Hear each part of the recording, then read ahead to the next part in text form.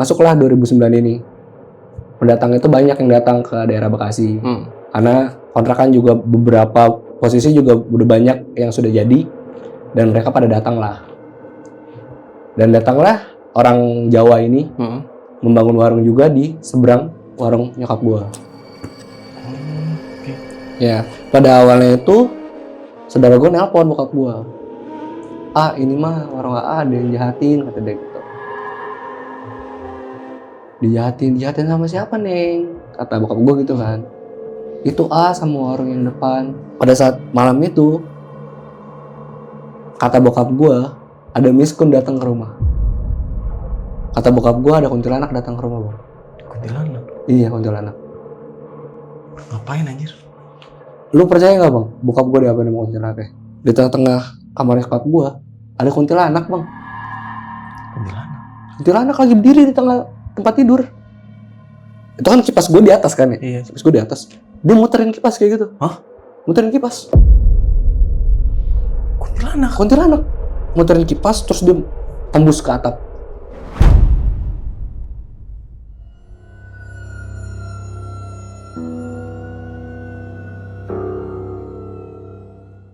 Assalamualaikum warahmatullahi wabarakatuh. Selamat malam semuanya. Balik lagi nih bersama gue Nardi di obrolan tengah malam. Semakin malam makin seram.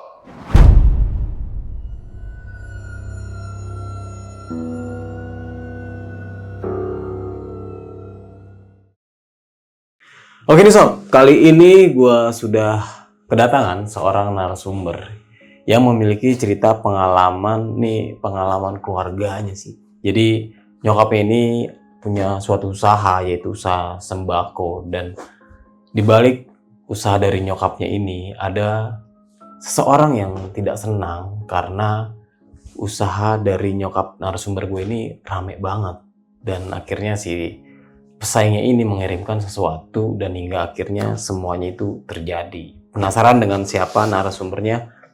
Langsung aja kita sapa. Selamat malam, Bang Adit. Selamat malam, Bang. Apa kabar nih? Alhamdulillah sehat. Oke, Bang. Terima kasih nih udah mau Sama-sama. jauh-jauh hadir ke studio obrolan tengah malam ini. Siap. Dan mau membagikan sebuah kisah pengalamannya. Siap. Ini parah banget sih ya. Parah banget, Bang. Gue juga gak nyangka sih sebenarnya kenapa bisa terjadi gitu sama keluarga gue. Dan kalau misal gue simpulin ya, Bang. Senjata makan tuan. Senjata makan Tuhan, Bang. Ya kan? Karma, Bang. Iya. Makanya kalau misal seperti itu ya, kayak karma, Iya. terus senjata makan tuan, itu kan ada yang orang berpendapat, itu mah cerita orang-orang aja. lama gitu kan. Sekarang itu udah nggak ada. Nggak juga anjir. Karma masih berlaku. Berlaku banget. Sampai sekarang pun masih berlaku. Sampai sekarang. Karma. Makanya orang ada yang berpikir seperti itu. Makanya kadang gue patahin gitu. Lu hati-hati, karma masih berlaku. Masih berlaku. Makanya ketika lu jahat sama orang, lu bakal kena imbas. imbasnya. Sama seperti hal apa yang udah dilakuin ke nyokap lu nih. Iya, betul. Oke. Dan hingga akhirnya si orang ini itu meninggal. Bang. Karena kelakuannya dia sendiri. Iya. Kliennya dia lah. Iya. Oke. Mungkin ditahan dulu nih Siap, untuk Bang. ceritanya. Nah, buat kalian semua yang penasaran sama ceritanya Bang Adit seperti apa, kalian bisa tonton video ini sampai habis. Dan buat kalian juga, jangan lupa di subscribe, like, dan diklik tombol hype-nya agar kalian gak ketinggalan video-video terbaru dari obrolan tengah malam. Dan buat kalian juga yang ingin menjadi narasumber di obrolan tengah malam, kalian bisa langsung aja WhatsApp ke nomor yang ada di bawah sini. Jangan lupa kunjungi media sosial kita, nanti semuanya gue taruh di deskripsi. Oke. Bang Adit, sudah siap? Siap. Obrolan tengah malam, kita mulai.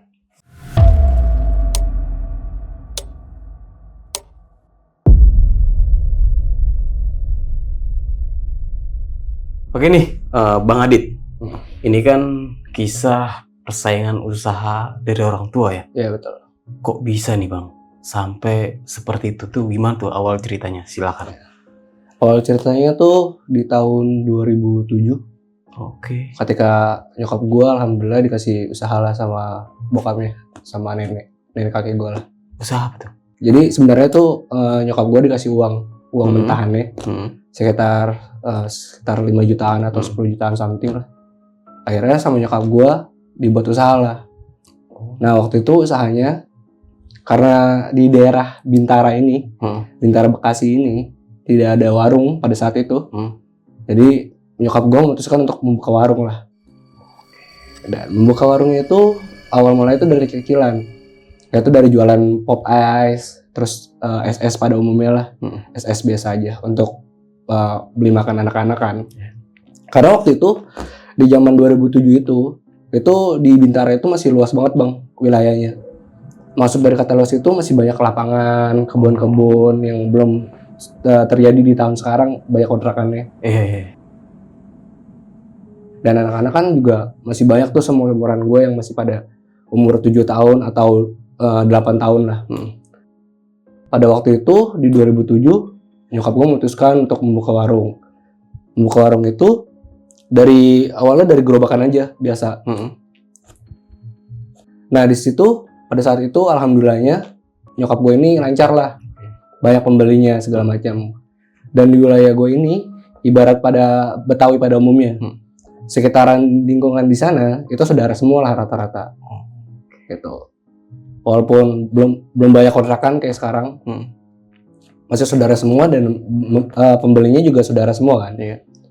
2007, 2008 itu masih aman banget buat ngebangun usaha segala macam, sampai pada akhirnya di 2008 akhir itu nyokap bokap gue memutuskan untuk membangun warung yang sebenarnya gitu.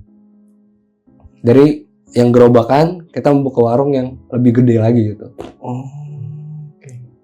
Di 2008 akhirnya bangunlah sebuah warung yang dimana penjualannya itu sembako kayak beras, telur dan lain-lainnya. Dan setiap pagi itu nyokap gue selalu jual kue basah kayak jajanan pasar kayak gitulah. Karena kan di daerah gue itu walaupun pasar juga nggak terlalu jauh, cuman kan namanya manusia kan kita jarang ya. Maksudnya rasa malas itu pasti ada kan. Daripada jauh, akhirnya nyokap gue tuh memutuskan untuk jualan kue-kue kering atau basah tersebut lah, jajanan pasar kayak gitu. 2008 akhir dan masuklah 2009 ini. Pendatang itu banyak yang datang ke daerah Bekasi. Karena kontrakan juga beberapa posisi juga udah banyak yang sudah jadi dan mereka pada datang lah. Dan datanglah orang Jawa ini membangun warung juga di seberang warung nyokap gua.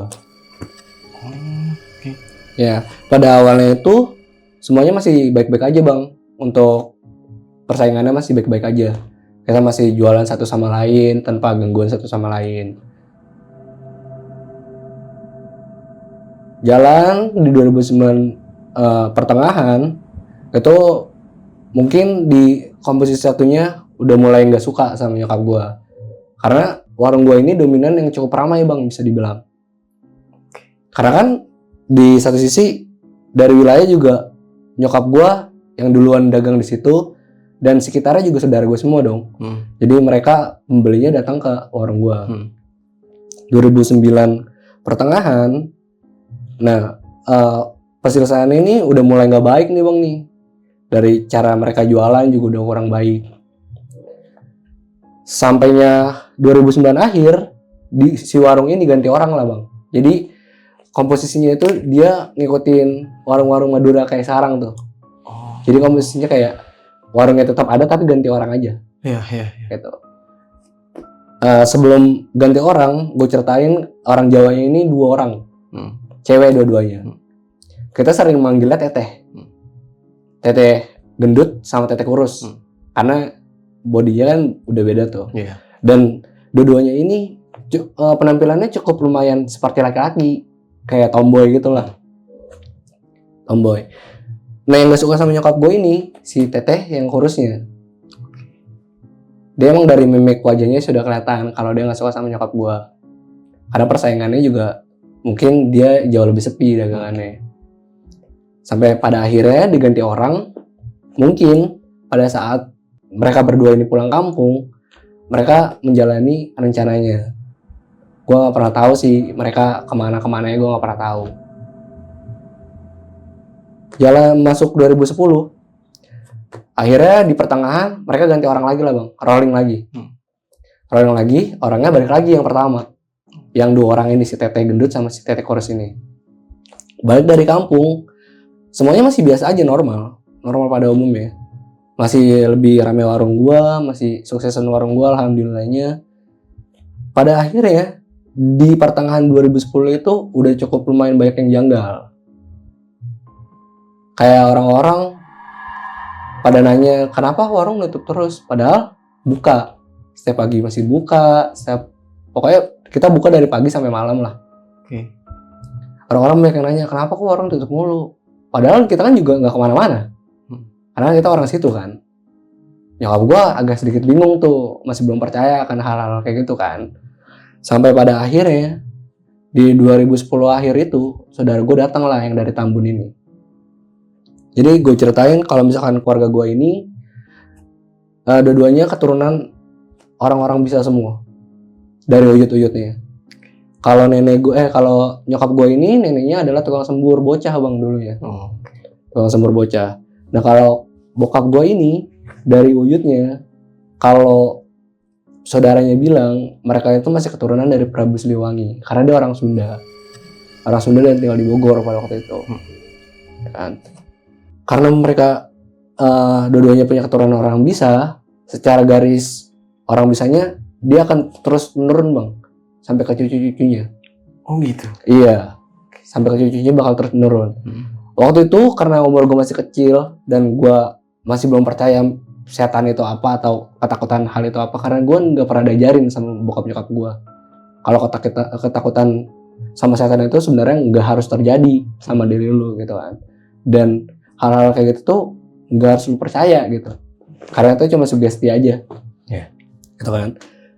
Saudara gue nyampe yang dari Tambun, tiba-tiba aja dia bilang kalau suasananya udah beda.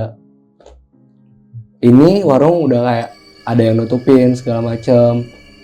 Ya nyokap bokap gue yang tadinya nggak percaya, akhirnya percaya karena mereka juga bingung kenapa kok bisa kayak gini, sepi kayak gini. Di Terawang lah sama saudara gue. Di Terawang, akhirnya ketemu bang satu benda.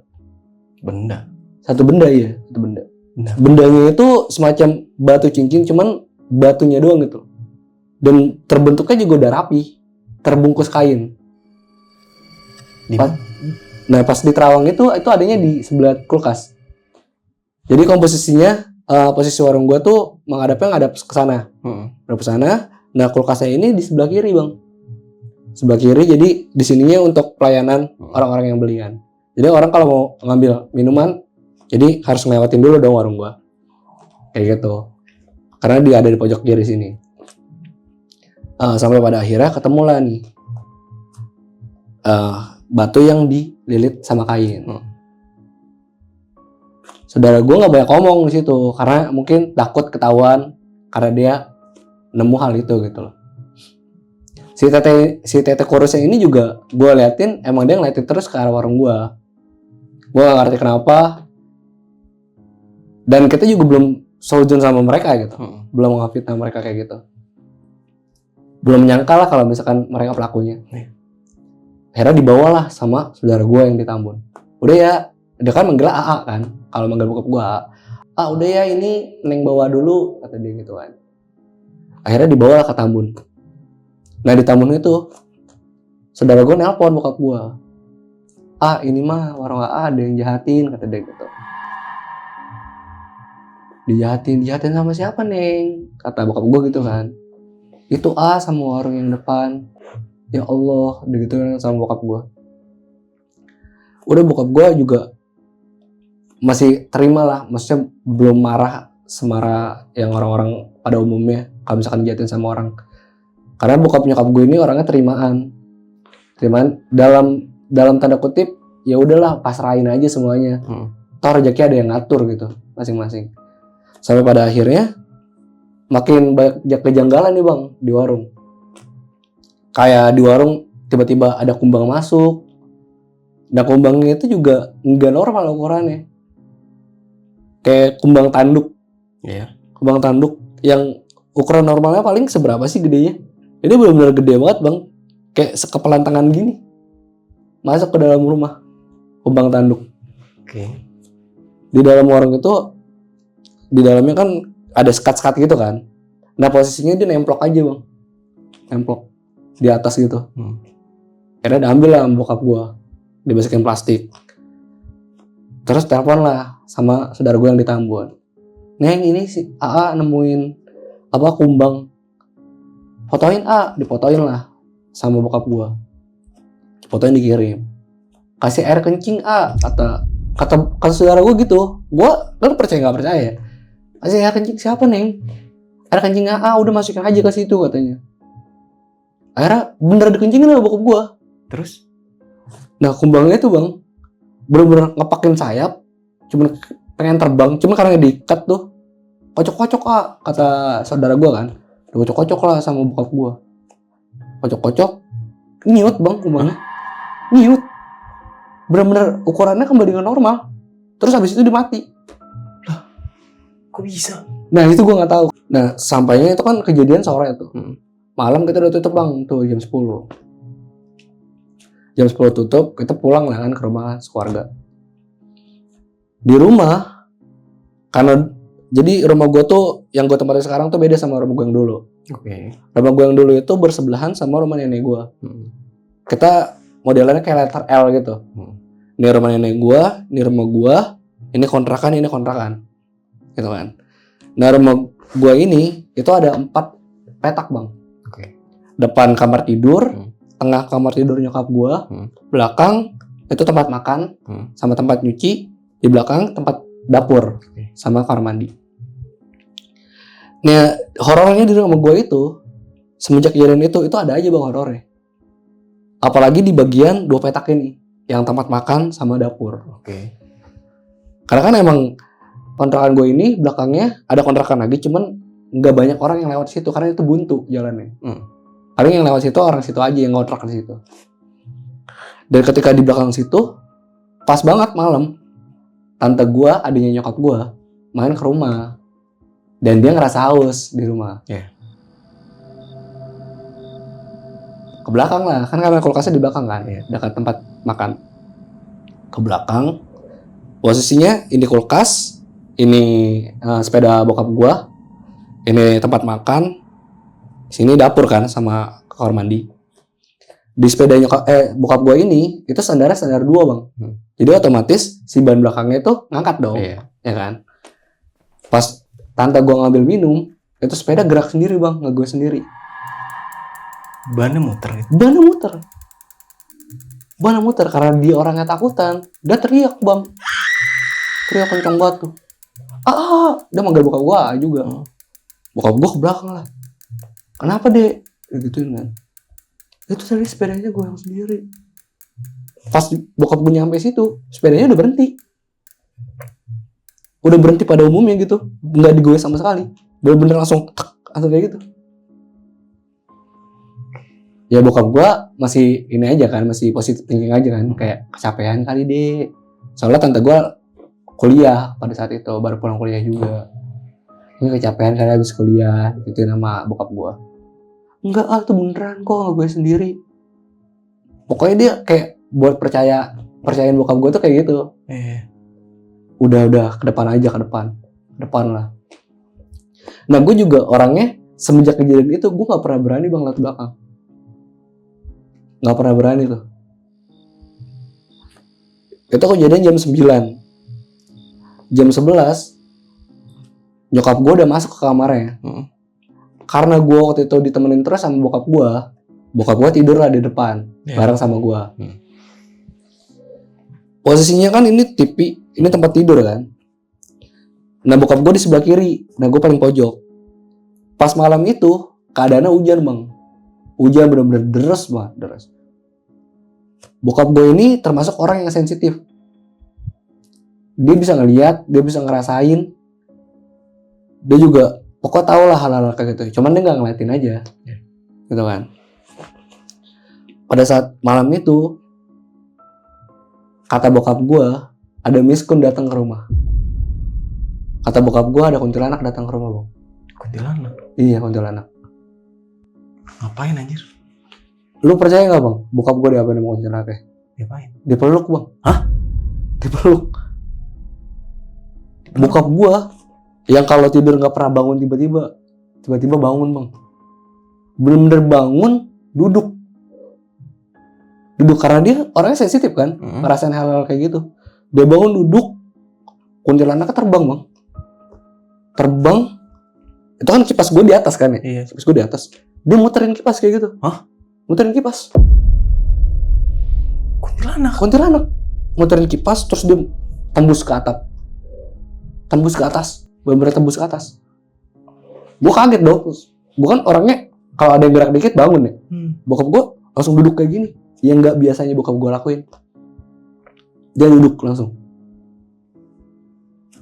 Segangguin, maksudnya kan kalau misalkan dia tidur, kita mau gangguin kayak apapun, dia nggak akan bangun secara cepat kayak gitu. Ini tiba-tiba bangun dan langsung duduk. Gitu. Matanya merah, ngeliatin ke arah kipas itu aja. Ya gue sebagai anak nanya dong. Gue manggil ayah ya. Kenapa ya? Bokap gue cuma bilang, nggak apa-apa, lanjut tidur aja. Karena bokap gue nggak mau ceritain ke gue.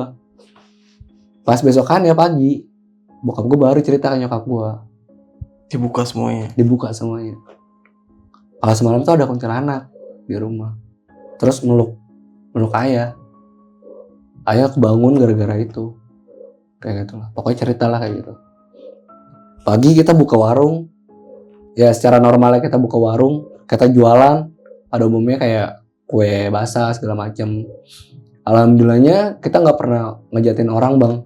Dan nyokap gue adalah salah satu orang yang paling gue salut sama dia nggak pernah ninggalin 5 waktu sholatnya. Sholatnya nggak pernah ditinggal, tahajudnya juga nggak pernah ditinggal. Mungkin karena kejadian itu,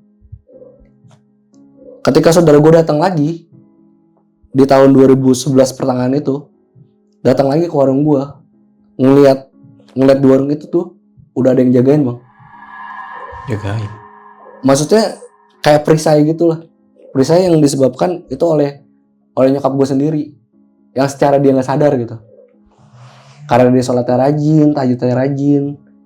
Selalu minta pertolongan lah sama Allah kayak gitu kan. Katanya itu diperisai bang warung gue. Diperisai.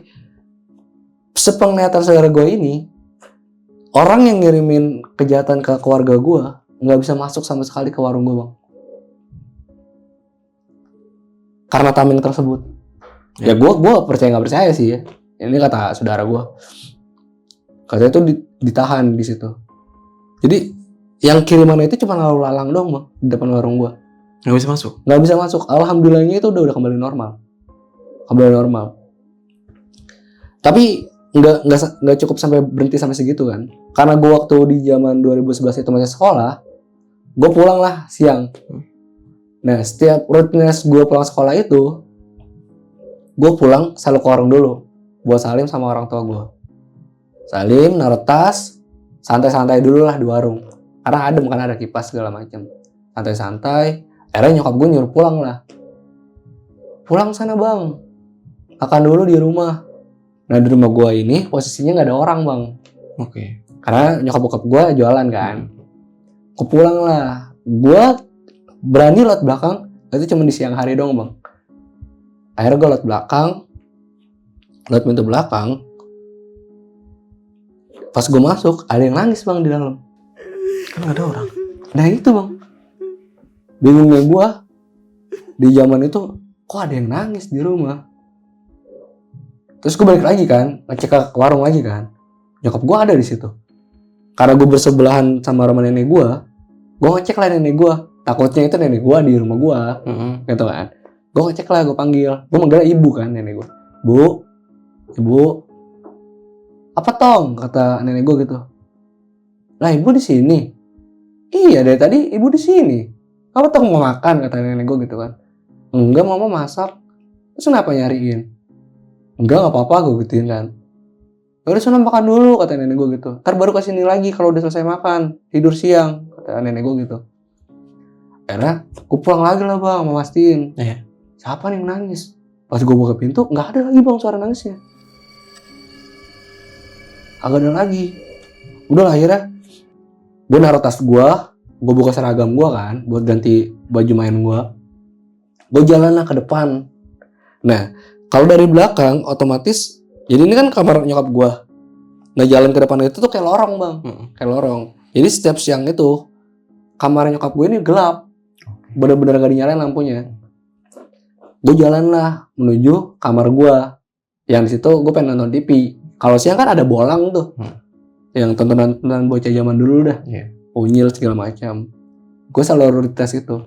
Ketika gue lewatin kamar nyokap gue, di tengah-tengah kamar nyokap gue ada kuntilanak bang. Kuntilanak lagi berdiri di tengah tempat tidur. Cuman gue ngeliatnya siluet gitu bang, siluet putih. Cuman di atas ini apa kelihatan jelas, bawahnya samar, bener-bener ngebayang gitu. Gue perhatiin kan, lah ini apaan putih-putih di kamar. Gue giniin kan, mah, gue gituin, mah, nggak nyaut-nyaut sama sekali. Ketawa bang. Pas ketawa itu gue panik bang. Jadi kan kalau kamar gue di pas banget pintu keluar kan, pintu keluar depan itu. Nah ini pintu, jendela gue tuh yang kebukanya ke atas bang. Itu gue dobrak bang, gue tabrak. Bener-bener gak lewat pintu gue. Saking ketakutannya. Lari gue langsung ke rumah nenek gue. Ngadu gue sama nenek gue. Bu, ibu, kenapa lo? Gitu sama nenek gue kan. Gue sambil nangis tuh. Ketua gue ngeliat itu bener-bener nangis bang gue. Karena itu baru pertama kali gue ngeliat itu. Langsung, kenapa lo? Bu itu bu di kamar mama. Gitu. Di kamar mama. Ada apa di kamar mama lo? Malu kan di warung. Gitu. Itu bu ada perempuan. Gue gitu kan. Sambil nangis tuh gue. Udah ikut. Gak mau bu takut gue gitu kan. Akhirnya nenek gue kan cek bang ke rumah gue. Ngeliat apa jendela gue udah dol kan, kagak kecantel lagi. Adet, ini lo tabrak ya? Gitu kata dia. Takut bu. Gue gituin kan. Udah akhirnya nenek gue masuk tuh ke rumah gue. Lewat pintu depan kan. Dicek di kamarnya, kamar nyokap gue. Gak ada apa-apaan bang. Pintu berarti gak ketutup dong? Pintu gak ada ketutup. Dinyalain lampunya sama nenek gue. Adit sini gitu. Ada nggak bu gue gitu. Gak ada apa-apaan kata nenek. Akhirnya gue lihat, tadi ada bu di sini. Gue tunjuk bang tempat dia berdiri. Gue tunjuk bener-bener di sini bu ada. Gak ada itu, kamu cuma capek abis pulang sekolah gitu sama nenek gue. Akhirnya udahlah dimatiin lampunya. Gue diajak ke rumah nenek gue. Diajak buat tidur siang di rumahnya. Pas itu akhirnya nenek gue cerita sama nyokap gue. Kalau nenek kan manggil anaknya kayak no doang kan ya. Kayak no, itu anak lu tuh. Tadi katanya ngeliat perempuan di kamar lu. Ngeliat apaan sih mak? Nyokap gue gitu kan nyautin. Agak tahu tuh dia ngeliatin perempuan katanya rambut putih. Terus bajunya putih. Terus ketawa kata dia. Terus mana anaknya? Itu lagi tidur. Capek habis nangis gue bang.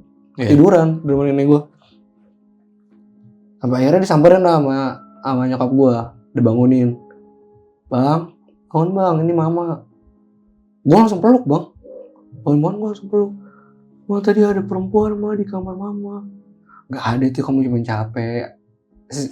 Sewajar orang tua lah buat ngadepin anaknya lagi ketakutan. Berjalannya waktu di tahun 2012, alhamdulillahnya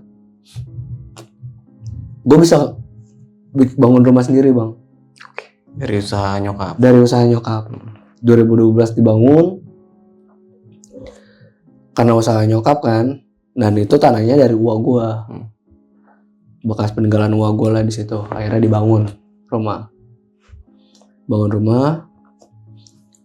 Karena gue masih tinggal di rumah yang lama, itu masih sama tuh bang kejadiannya. Pada tahun 2012 malam, bokap gue pulang duluan lah dari warung, pengen mandi. Karena belum mandi kan dari sore juga, pengen mandi. Dia lewat depan rumah tuh, bukan lewat belakang. Karena emang jarang banget orang buat lewat belakang. Karena emang tempatnya tuh sembab nyaman gitu bang. Kalau misalkan setan masuk ada bersarang di situ. Laut depan, karena bokap gue sendirian, di rumah tuh lampu belakang yang bagian ruang makan itu lampunya kedap-kedip, tak tak tak tak tak tak tak. Dikira sama bokap gue itu koslet. Karena bokap gue orangnya berani ya, samperin lah itu ke belakang. Pas sampai belakang, dia ngeliat atas, lampunya masih kedap-kedip. Niatnya pengen diganti sama bokap gue. Nah, pengen dimatiin saklarnya. Bokap gue nggak ngeliat ke arah saklarnya, masih ngeliatin lampunya kan. Pas pegang saklar, tiba-tiba ada yang megang bang, di sini. Langsung ditarik kan tangannya bokap gue. Tarik tangannya bokap gue, dia masih ngeliatin tuh, baru ngeliat ke arah tombol si lampunya itu. Lah tadi apaan itu? Tapi masih kedip-kedip, masih kedip-kedip tapi dimatiin, udah keadaan off nih, saklarnya nih, masih kedip-kedip,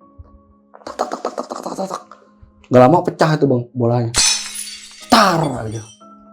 Astagfirullahaladzim, bokap gue ngomong gitu kan. Pas bokap gue balik ke warung, pengen ngambil lampu, itu lampu belakang pecah, lampu ruang tamu. Ngomong ke nyokap gue kan, nyokap gue, kok bisa pecah? Kan 2 hari yang lalu baru diganti, kata nyokap gue gitu. Dan bokap gue nggak tahu kalau itu lampu udah diganti 2 hari yang lalu. Nggak tahu, mungkin koslet kali, kata bokap gue gitu. Bokap gue emang mikirnya tuh selalu yang arah positif gitu bang. Kayak nggak mau diambil pusing lah.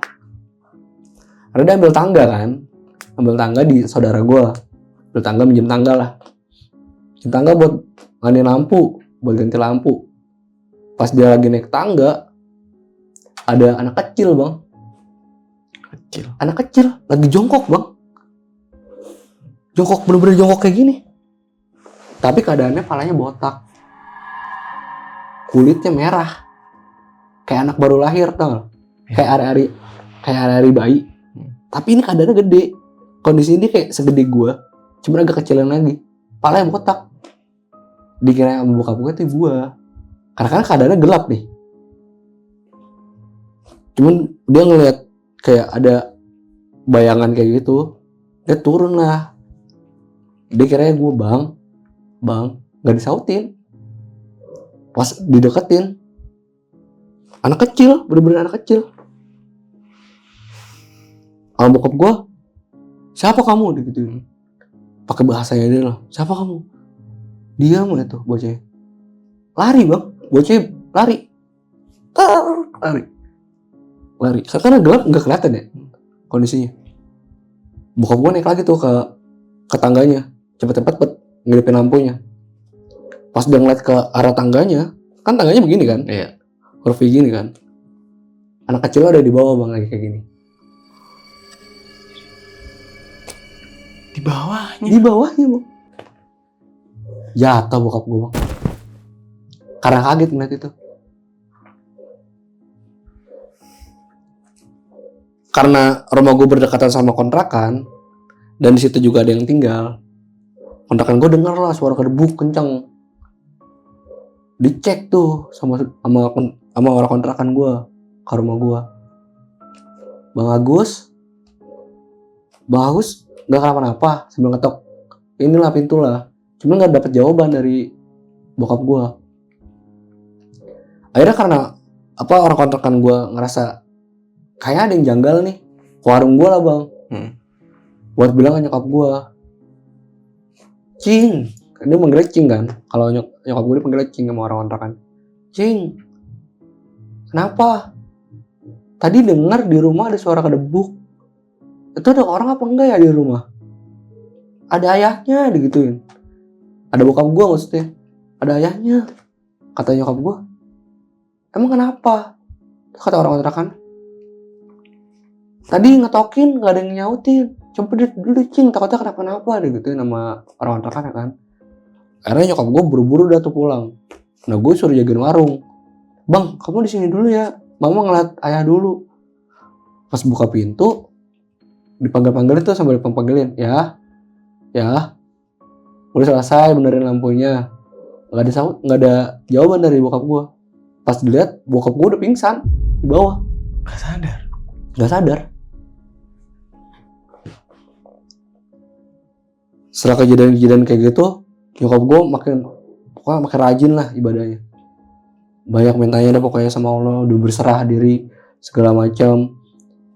Warung gue lama-lama berkurang tuh bang, barang-barangnya berkurang, tapi hasilnya kayak nggak kelihatan bang, ngerti nggak lo? Hasilnya kayak nggak kelihatan. Di akhirnya sejalannya waktu kayak nyokap gue pinjem lah uang ke salah satu bank buat isi lagi nih barang-barang yang kosong di warung gue. Berjalannya waktu di tahun 2013 akhir itu rumah gue udah jadi bang, yang baru tuh udah jadi. Nah pas pemindahan barang ini juga ini cukup lumayan janggal juga nih bang nih pas pemindahan rumahnya itu. Karena komposisinya bukan di warung doang yang diserang, ternyata di rumah gue diserang juga. Saking gak suka sama keluarga gue gitu, karena persaingan kayak gitu doang. Kayak mereka tuh nggak percaya kalau rezekinya itu pasti dikasih gitu. Jadi kayak mau ngambil semua rezeki yang nyokap gue terima gitu, nyokap gue yang dikasih gitu sama Allah kan. Ketika pemindahan barang, bokap gue lagi bawa barang. Kayak nabrak sesuatu bang, jedok aja. Padahal nggak ada tembok, nggak ada apa-apaan. Cuma bokap gua jalan nih ke depan, jedok. Pas dilihat kan kalangan kardus ya. Iya. Bokap gua begini lah, begini. Gede bang orang. Apa? Orang? Gundurwo. Set berbulu, semuanya berbulu. Matanya merah kata bokap gua. Itu siang loh. Siang-siang. Ngapain Gundurwo? Gua gak tahu dah. Keberadaannya itu pas mengat di lorong depan kamar nyokap gua. Depan kamar nyokap gua. Bawa barang, cedak. Perasaan ya bokap gua bawa barang di depan gak ada apa-apaan. Kenapa mentok mulu gitu kan. Pas dilihat begini bang, begini. Melotot doang, saya melotot karyanya dia. Jatuh barangnya langsung. Saking kagetnya dia, jatuhin, kabur lewat belakang. Astagfirullah. Ngos-ngosan tuh bokap gue nyampe warung. Kenapa ya? Cuma gitu dong misalnya. Nggak jawab apa-apaan. Dikasih minum lah sama nyokap gue, dikasih air hangat. Gue emang selalu ngeliatin bang, di warung sebelah gue ini gak suka sama keluarga gue. Dia selalu merhatiin ke warung gue. Merhatiin kata gue, kenapa nih orang merhatiin mulu? Padahal keberadaan keluarga gue sama warungnya dia pun baik gitu loh. Saling sapa, ibaratnya kayak tetangga pada umumnya lah, sapa gitu kan. Teh, kadang-kadang gue juga beli di warungnya dia, karena dia jualan es juga kan, gue beli kayak gitu. Tapi gue nggak tahu kenapa ada aja gitu yang jahat sama keluarga gue. Sampai pada akhirnya bokap gue ngobungin lah saudara gue yang di Tambun. Bisa main gak kesini? Emang kenapa? Udah kesini aja dulu. Akhirnya dia nyampe lah tuh. Karena dari jarak Tambun ke Bintara tuh gak lumayan jauh kan. Nyampe lah sore. Cerita akhirnya bokap gue sama saudara gue ini. Dia nemuin apa-apa aja. Terus dia ngeliat apa aja. Minta tolong lah. Ibaratnya sama saudara gue. Dia terawang lah akhirnya sama saudara gue. Ternyata di warung gue sama di rumah gue yang belakang itu udah ada galian bang.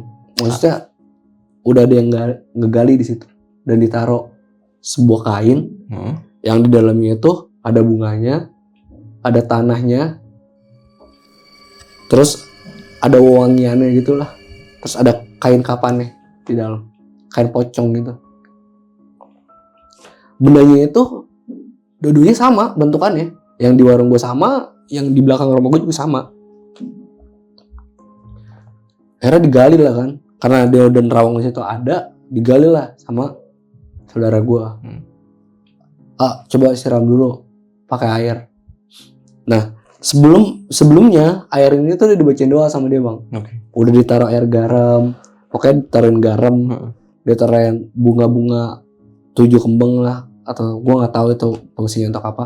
Disiram lah sama dia itu kain. Berasap bang. Berasap. Bener-bener kayak Beneran nih? beneran. Kalau misalkan waktu itu gue udah punya HP, mungkin gue videoin itu bang. Bener-bener kayak akhirnya dibuka. Nah ternyata tanahnya itu tanah kuburan bang, tanah kuburan baru. Yang gue nggak tahu dia ngambilnya dari kuburan mana, gue nggak tahu. Bener-bener. Sampainya pokoknya situ udah dibersihin lah, proses pembersihan lah di rumah, segala macam di rumah, di warung disiramin. Nah saudara gue nitipin ke nyokap gue, teteh kan rajin ibadahnya, deketin sama saudara gue kan, dia kan rajin saudaranya, banyakin baca ayat kursi, Anas, Ahad, terus Al-Fatihah banyakin. Setiap pagi teteh nyiapin air seember, ditaburin garam, dibacain ayat kursi, terus disiram aja ke depan warung. Ya nyokap gue karena udah ngerasain hal itu juga, nurut aja dong. Akhirnya setiap pagi ngelakuin hal itu bang. Jalannya waktu, di tahun 2017 orang ini udah ganti lah. Oke. Udah ganti lagi nih, warung tersebut udah ganti lagi. Kita sama orang yang bergantian ini hubungannya baik banget bang, baik. Dia nggak jahat gitu sama keluarga kita dia nggak jahat. Kecuali sama orang sebelumnya kan. Nah teteh kurusnya ini pulanglah dia ke kampungnya bang.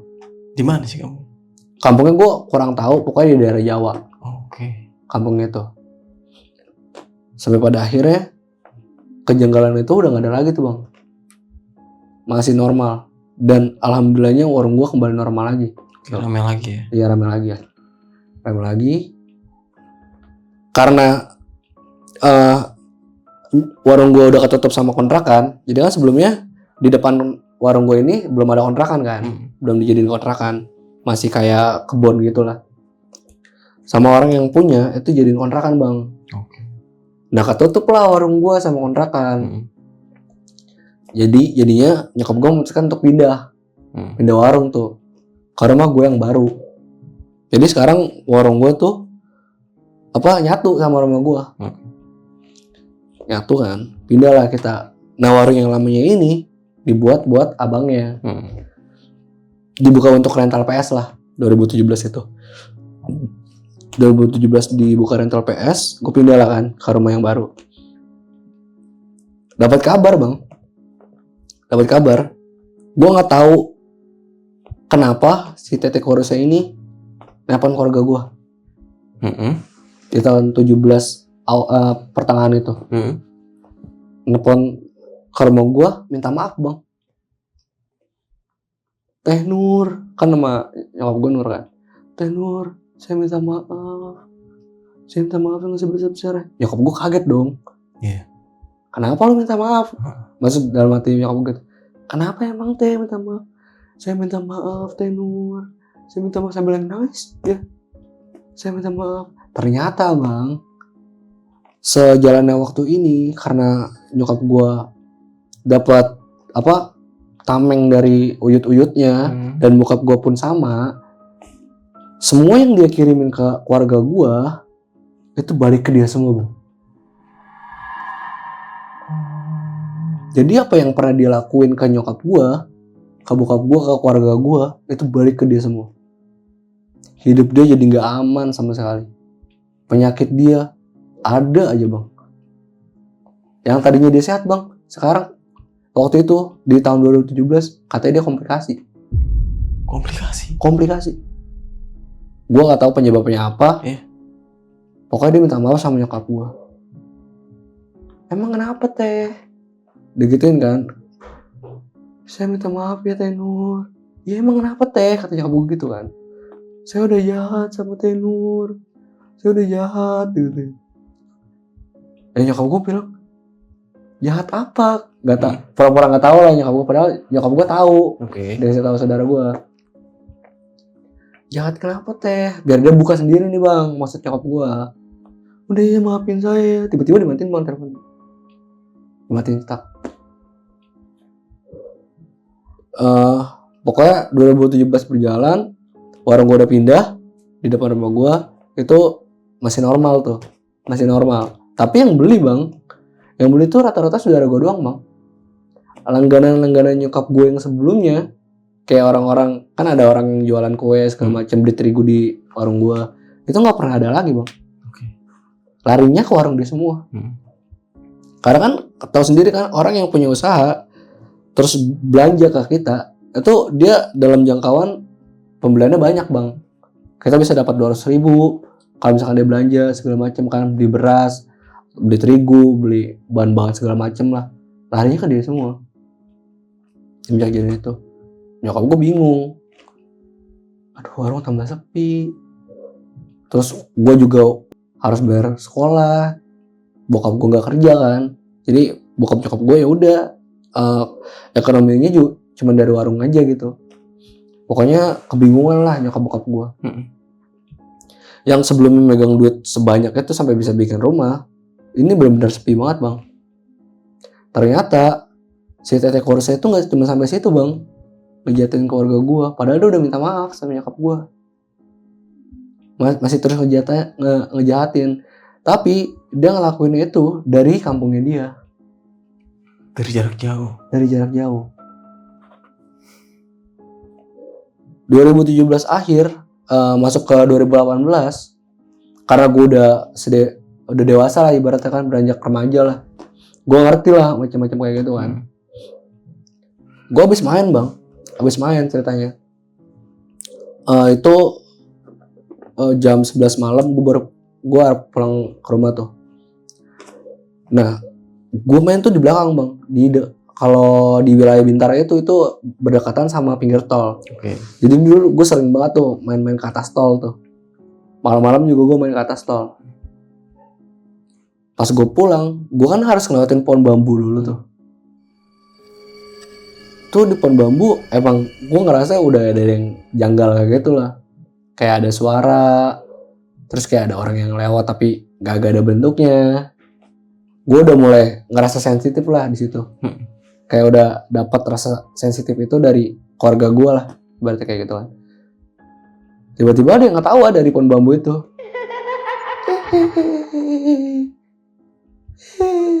Gue liat nggak ada orangnya kan. Kalau gue tipe orang yang mulai remaja udah nggak begitu takut bang sama setan. Kecuali pas waktu gue kecil itu kan, gue ngeliat si wanita itu, karena gue udah ngeliat dia bentuknya kayak apa, jadi gue udah nggak ngerasa takut lagi. Gue jalan lah, gue dengerin dulu di mana nih letak suaranya, apa itu suara tikus atau apa, gue nggak tahu kan. Pas gue cari emang nggak ada apa-apa di situ, cuman pohon bambu aja tau. Akhirnya gue pulang lah ke rumah tanpa penasaran hal itu lagi. Gue pulang lah ke rumah. Pas udah nyampe depan rumah, tiba-tiba bola api bang. Hah? Bola api dari atas rumah.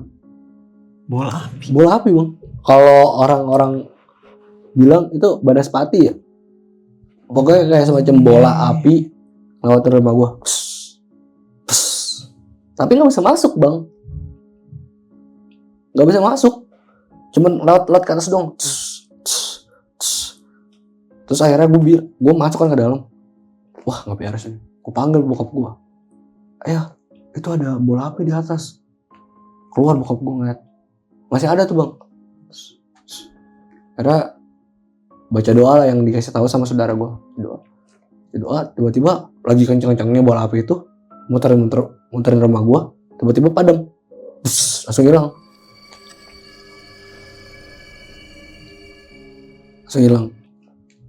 Di tahun 2018 itu pokoknya saudara gue datang lagi tuh untuk ngelakuin pembersihan lagi. Pembersihan lagi segala macam. Mungkin saudara gue juga udah nggak kuat ya, karena bukan saudara gue doang, bukan keluarga gue doang lagi nih bang yang diserang, tapi imbasnya ke saudara gue juga. Katanya dapat serangan juga dia di sana, di rumahnya itu. Jadi tiap malam dia datangin sama sosok genderuwo yang pernah ditabrak sama bokap gua. Pernah datangin tuh. Dengan secara batinnya dia bilangnya Maya, kamu jangan pernah ikut campur. Kayak gitu doang tuh. Jangan pernah ikut campur urusan saya.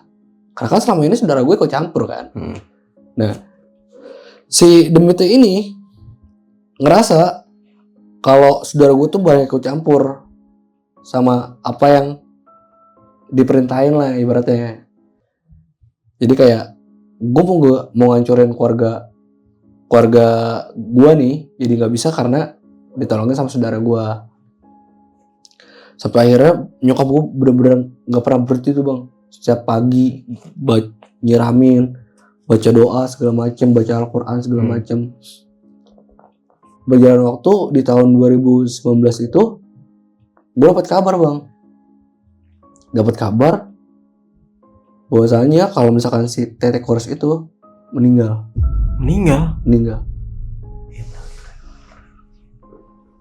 karena yang dia lakuin ke keluarga gue itu ngantem dia semua dan dia nggak kuat.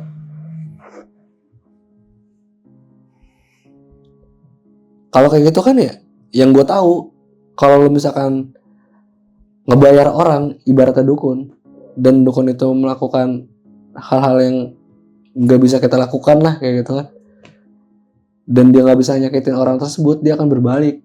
Katanya sih gitu, gue nggak tahu. Pokoknya dia benar-benar, gue juga kaget tuh bang, tiba-tiba meninggal, tiba-tiba meninggal. Kata nyokap gue, ya Allah, udah pokoknya istighfar aja tuh nyokap gue.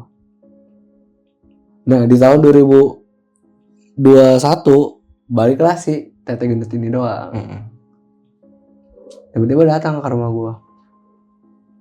Assalamualaikum, Tenur. Dia dapat amanat dari suaminya si Tete Kores ini buat minta maaf secara langsung katanya. Minta maaf secara langsung ke keluarga gue. Dibongkarlah semua bang, diceritain semua. Ternyata si Tete Koresnya ini nggak suka karena ketika dia jualan di situ penglarisnya sepi. Oke. Jarang ada yang beli ke dia. Sementara warung gua rame terus bang. Nah si Tete Kores ngiranya nyokap bokap gua main gituan. Main penglaris. Karena si tetenya ini gak suka, dikirimlah hal-hal yang kayak gitu buat menutup rezeki keluarga gua. Dibongkar lah semua. Teh, saya mah, akhirnya nyokap gue bilang lah sama si Tete ini. Teh, saya mah gak pernah sepintas sedikit pun untuk ngecelakain orang. Saya jualan ini karena emang saya cari rezeki untuk keluarga saya, untuk anak saya, untuk sekolah segala macam. Saya nggak pernah kenal sama yang namanya dukun-dukun, nggak pernah pakai penglaris. Itu ngomongnya di depan gue sendiri juga bang, karena emang kita arbukin gitu. Bokap gue sebenarnya udah marah karena banyak kejadian kayak gitu. Cuman selalu ditahan sama nyokap gue, nggak boleh jahat sama orang, gitu kan. Sampai akhirnya ya udah memutuskan untuk minta maaf lah si tetenya karena amanatnya. Teh, kita jualan di sini kan bareng-bareng, rezeki kan udah ada yang ngatur. Mau tempat saya rame, mau tempat teteh rame, itu berarti udah diatur rezekinya, kata nyokap gue gitu. Gue salutnya sama nyokap gue gitu sih bang. Orangnya legowo aja. Iya kuat banget ya. Kuat banget bang. Oke. Gak pernah sepintas sedikit pun buat ngebalikin kejahatan orang gitu. Cuman berserah aja gitu sama Allah. Karena bener-bener gue salut banget sama nyokap gue, gak pernah ditinggalin sholatnya. Gak pernah. Itu sih emang salah satu tameng sih. Iya. Sholat 5 waktu sih. Oke nih Bang Adit, nih wah kacau juga sih. Parah bang. Dan alhamdulillah nih yang lebih keren ini nyokap lu atau ibu lu ini. Iya. Kuat banget. Kuat banget bang. Nggak ada yang apa ya, tumbuhnya itu kayak balas dendam gitu ke si yang pendatang ini. Pendatang. Oke. Nah, ketika si pendatang ini meninggal, itu yang pertama kali dikabarin itu dari siapa? Dari si Tete Gendut ini. Oh, ngabarin ke rumah. Iya, ke rumah. Oh, ngasih tahu. Si Tete Gendut tuh nelpon rumah karena dia dapat mandat juga kan. Karena emang dia saudara bang. Si Tete Gendut ini sama Tete Kurus ini satu kampung, satu halaman. Tapi si yang Tete Gendut ini dia sempat ngelakuin juga nggak sih, atau dia cuman ya sekedar ikut sama arahan dari si Tete yang kurus ini? Sebenarnya dia sekedar ikut aja sih sama si arahan si Tete Kurus ini. Yang jahatnya ini si Tete Kurus ini bang. Yeah. Jadi sebenarnya si Tete Gendut ini nggak pernah mau buat ngejahatin orang atau buat perselisihan sama orang tuh nggak pernah mau. Cuman karena dia berdua terpaksa. Jadi dia ngikut aja gitu atas arahannya dia. Nah ini dari tahun 2017 sampai 2020. Dari tahun sampai 2007. 2007 ya? 2007 2008 lah. 2007 persaingan itu sampai dari tahun 2007 sampai 2017 ya. 17 18 19 lah ya. Iya, 19. Itu lama banget loh. Lama banget tuh, Bang. Bener-bener digempor habis-habisan tuh keluarga gua. Iya. Nah, pada saat semuanya itu berjalan dari tahun ke tahun, tapi si warung dari Tete Kurus ini rame gak sih? Semenjak dia ngelakuin hal itu, karena dia ngelakuin hal penutup warung di gue itu, dia rame bang. Oh jadi warung nyokap sepi? Warung nyokap gue sepi. Yang tadinya ada langganan banyak nyokap gue, kayak orang kan usaha nasi uduk atau segala macem belanja di warung gue, ini jadi nggak belanja lagi. Jadi warung belinya ke warung itu. Soalnya disangkain tutup. Iya. Oke. Nah kan ada tuh penemuan benda-benda di warung itu. Nah itu yang nyimpen saudara berarti ya? Saudara gue semuanya dibawa semua. Oh, nggak disimpan sama bokap? Nggak disimpan. Karena bokap gue juga nggak pernah mau tuh megang barang kayak gitu. Oke. Karena disuruh bawa. Ini nih, Dit, yang jadi permasalahannya nih, dia kan udah minta maaf nih. Iya. Dia udah ngomong lah, ngelakuin kesalahannya dia. Dan nyokap awalnya pura-pura nggak tahu, padahal udah tahu. Iya. Gitu kan dari si saudara. Dia. Nah, itu kok dia bisa-bisanya ngelakuin lagi gitu maksudnya. Walaupun dia tuh udah pindah. Kok bisa-bisanya? Ya mungkin karena dia sering rolling orang bang. Dia selalu ngelapor bang. Orang yang rolling ini mungkin ngelapor sama si Tete Kurus ini. Karena dia orang pertama kan yang megang warung tersebut kan. Jadi dia ngelapor nih, kayak misalkan warung gue ini mulai ramai kembali kayak gitu. Jadi warung ini sepi, kan dia setoran bang ibaratnya. Ibaratnya Tete Kurus ini tuh bosnya. Iya. Sistemnya tuh kayak Madura gitu, dia ada bosnya. Gitu. Makanya dia nggak mau kalah saing ya. Iya betul. Makanya dia ngelakuin hal seperti itu. Padahal udah minta maaf ya. Udah minta maaf. Tapi dia benar minta maaf terus nangis kayak gitu. Ya namanya orang jahat, kita nggak pernah tahu sih bang ya. Hatinya kayak gimana. Emang kalau udah dari niatan sudah kacau sih ya. Oke, nah Dit.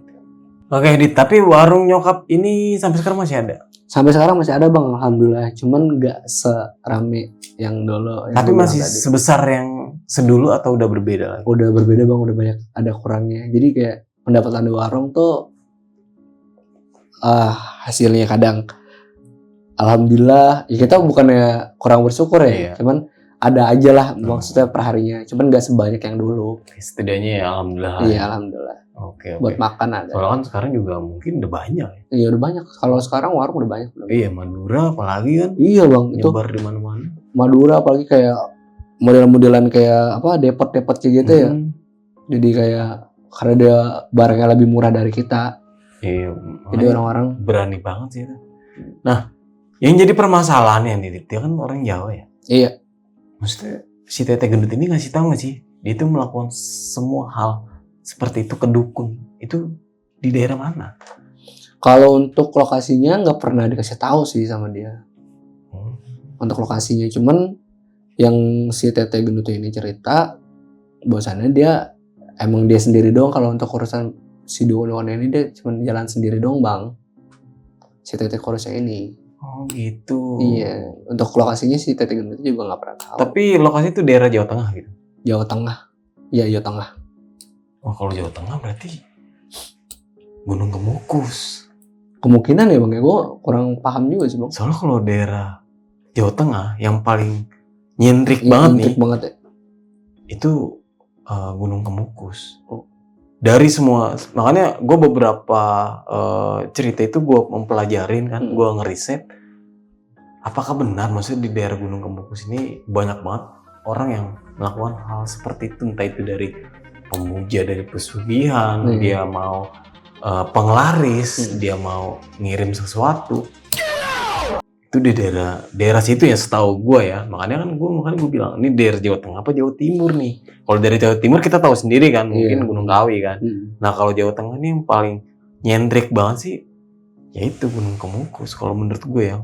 Emang lu nggak dikasih tahu berarti sama si Tete yang gendut ini?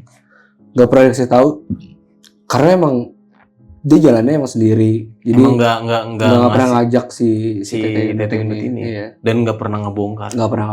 Tapi sempat tanya nggak sih sama suaminya si Tete Kurus ini, dia melakukan semua hal ini tuh di mana gitu? Oh, kemungkinan si Tete gendut tuh tahu ya, kalau untuk mungkin dikasih tahu gitu sama suaminya. Cuman untuk perkara dia ngebongkar pada waktu itu dia nggak ngasih tahu sama sekali sih untuk lokasinya. Pokoknya di Jawa Tengah aja, di kampung halamannya dia itu. Setiap dia pulang rolling orang kan, dia melakukan hal-hal kayak gitu. Jahat banget sih. Dan nyokap itu sabar banget sih. Sabar banget bang. Gue salut sama nyokap gue tuh sabar banget. Makanya sempet bingung juga sih maksudnya sama orang-orang yang melakukan hal seperti itu ya. Iya. Apa gitu maksudnya? Kenapa gitu? Dan gue juga sebenarnya pengen datang ke lokasi, masuk ke daerah Gunung Kemukus ini, pengen tahu ya. Situasi di sana itu seperti apa dan apakah benar? Maksud banyak banget orang yang melakukan sebuah hal-hal seperti itu di gunung tersebut. Itu sih. Oke, Dit. Sekali lagi terima kasih nih, Dit. Terima kasih banyak. Udah mau membagikan sebuah ini kisah ini kelam keluarga nih. Iya, kisah kelam keluarga. Oke, dan semoga nggak terjadi di kalian nih yang pada nontonnya, Dit. Sebelum mengakhiri cerita nih, punya pesan-pesan nggak buat teman-teman yang nonton cerita lu kali ini? Silakan. Pokoknya setiap usaha itu percaya aja sama yang di atas. Bener. Sama yang di atas. Nggak perlu lah kita melakukan perselisihan tuh secara yang nggak sehat. Iya. Ibaratnya kan kayak gitu. Semua rezeki itu semuanya ada yang diatur lah sama Tuhan yang di atas. Bener. Jadi nggak perlu takut, nggak perlu ada perselisihan yang nggak sehat. Jalanin aja sesuai keyakinan. Berdoa banyakin, kalau kata nyokap gue gitu. Iya sih. Berdoa banyakin, usahanya, istiqomahnya, segala macamnya dibanyakin. Yang namanya orang jahat, kita bahas dengan baik. Iya. Itu akan, ya semesta tahu lah gitu. Akan dapat karmanya lah. Oke, ada lagi? Sudah cukup. Oke, Dit, sekali lagi terima kasih nih ya. Terima kasih banyak bang. Oke, mungkin itu aja. Gua Nardi pamit undur diri. Sampai jumpa di video-video selanjutnya. Assalamualaikum warahmatullahi wabarakatuh.